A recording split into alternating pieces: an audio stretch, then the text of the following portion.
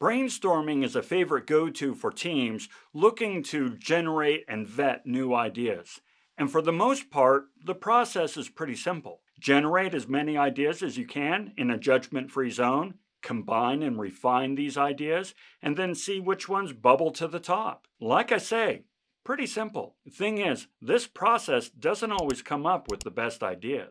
There are several pitfalls that can prevent the team from really garnering any real value from this exercise. For example, you've got naysayers who trash every idea before it's even given a chance to breathe. The same loud voices always taking over the conversation and pretty much pushing everybody out. Social anxiety getting in the way of folks fully participating. The same old ideas coming from the same old people. And social loafers who pretty much just let everybody else do the work while they show up for the donuts. This is where Six Thinking Hats brainstorming comes into play. It's a systematic twist on the old idea of brainstorming, one which tries to mitigate for these pitfalls.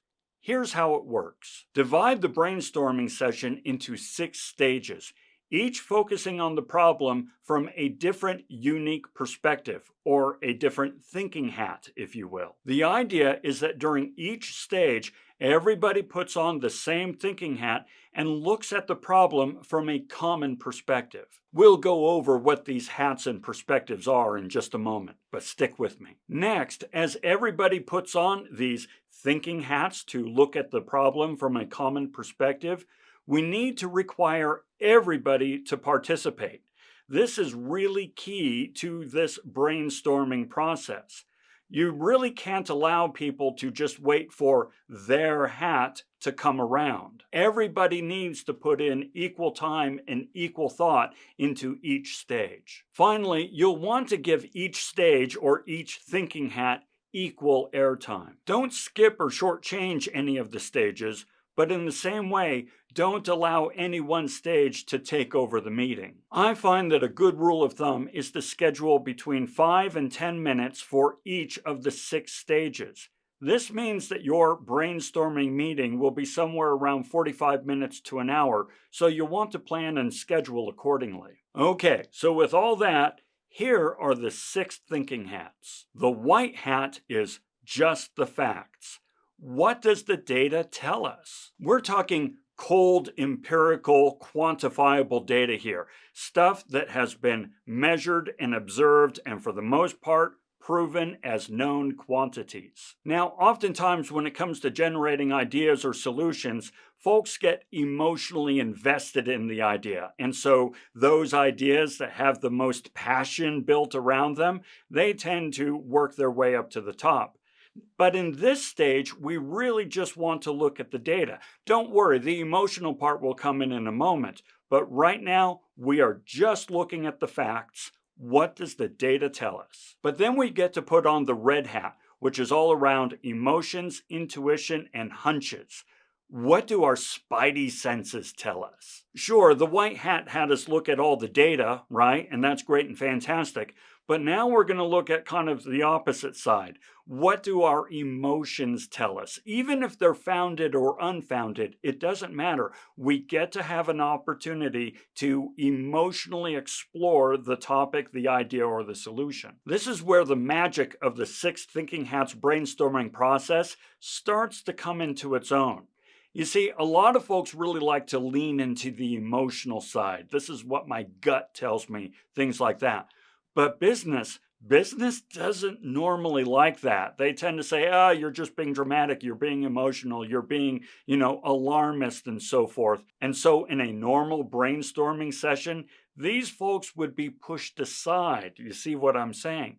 But when we're all wearing the red hat, this is what we look at. We look at the emotional side. We look at the passionate side. We talk about what our intuition tells us. Next, we have the black hat, which is basically, why is this a bad idea?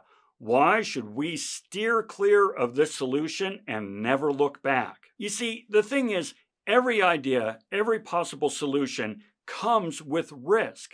However, confirmation bias tempts us to look away from the risk, away from the negatives, and really accentuate and focus on the positives.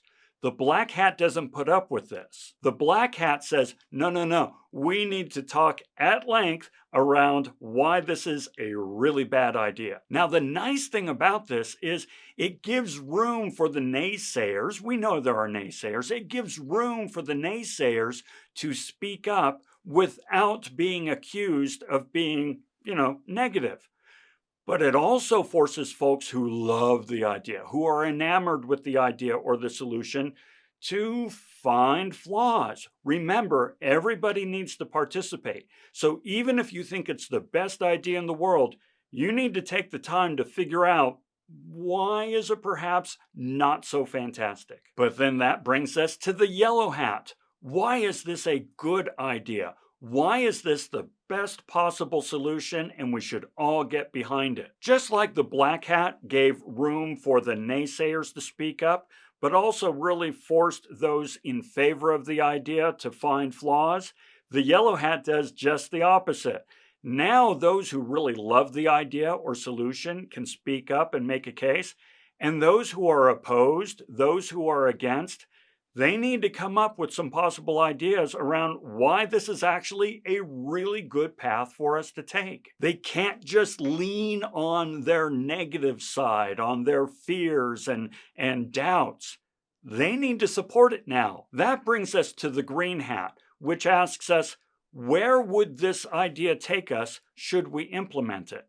If this is the solution we adopt, what does that say about us? And what will it mean for us in the future? Oftentimes, when we're brainstorming ideas or solutions, we're looking at the problem in the here and now, which means we tend to take somewhat of a short-term view of the problem. How can we solve it right now? How can we mitigate for the immediate pain? How can we get a benefit as quickly as possible? Thing is, every idea we adopt, every solution we pursue, has long-term ramifications. The green hat asks us, what are these ramifications, and is this who we are and what we want to become? Finally, we have the blue hat, which is, should we choose to move forward with this idea or solution, what's necessary in order to implement it? What is it going to take to make this idea a reality? Truth is, a lot of ideas or solutions can look really, really good on paper, but then when you start to think about how you would implement it, it starts to become cost, time, or resource prohibitive. You don't want to get everybody all excited around a common objective, a common vision, if the chances of you implementing this vision are pretty much nil. You really haven't helped anybody then. The blue hat makes sure that any direction we choose to pursue as a collective is one that can be accomplished and that everybody can sign up for. So there you go, the 6 Thinking Hats brainstorming process. Say that 10 times fast. Go off, use it, do something fantastic, and until we talk again, have a fantastic day.